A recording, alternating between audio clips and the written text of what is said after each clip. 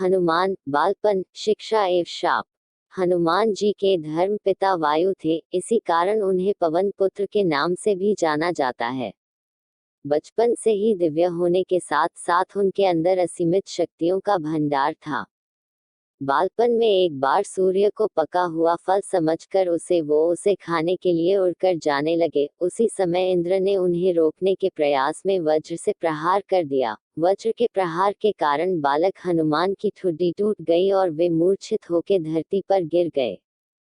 इस घटना से कुपित होकर पवन देव ने संसार भर में वायु के प्रभाव को रोक दिया, जिसके कारण सभी प्राणियों में हाहाकार मच गया।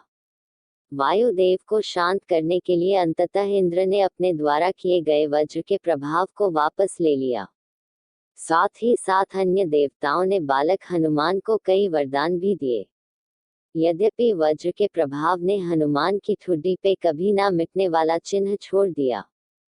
तदुपरांत जब हनुमान को सूर्य के महाज्ञानी होने का पता चला तो उन्होंने अपने शरीर को बड़ा करके सूर्य की कक्षा में रख दिया और सूर्य से विनती की कि वो उन्हें अपना शिष्य स्वीकार करें।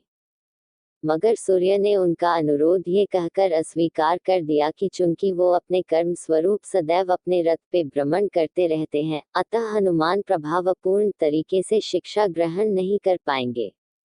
सूर्य देव की बातों से विचलित हुए बिना हनुमान ने अपने शरीर को और बड़ा करके अपने एक पैर को पूर्वी छोर पे और दूसरे पैर को पश्चिमी छोर पे रखकर पुनः सूर्य देव से विनती की और अंततः हनुमान के सतात्य दृढ़ता से प्रसन्न होकर सूर्य ने उन्हें अपना शिष्य स्वीकार कर लिया।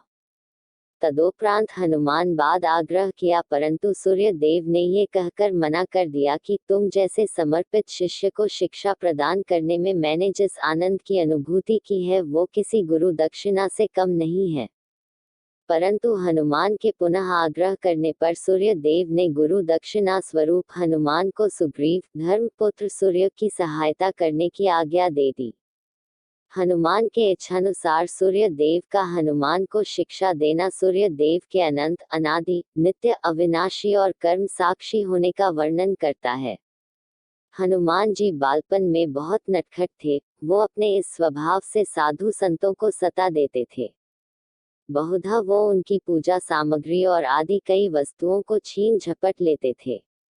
उनके इस नटखट स्वभाव से रुष्ट होकर साधुओं ने उन्हें अपनी शक्तियों को भूल जाने का एक लघु शाप दे दिया। इस शाप के प्रभाव से हनुमान अपनी सब शक्तियों को अस्थायी रूप से भूल जाते थे और पुनः किसी अन्य के स्मरण कराने पर ही उन्हें अपनी असीमित शक्तियों का स्मरण होता था।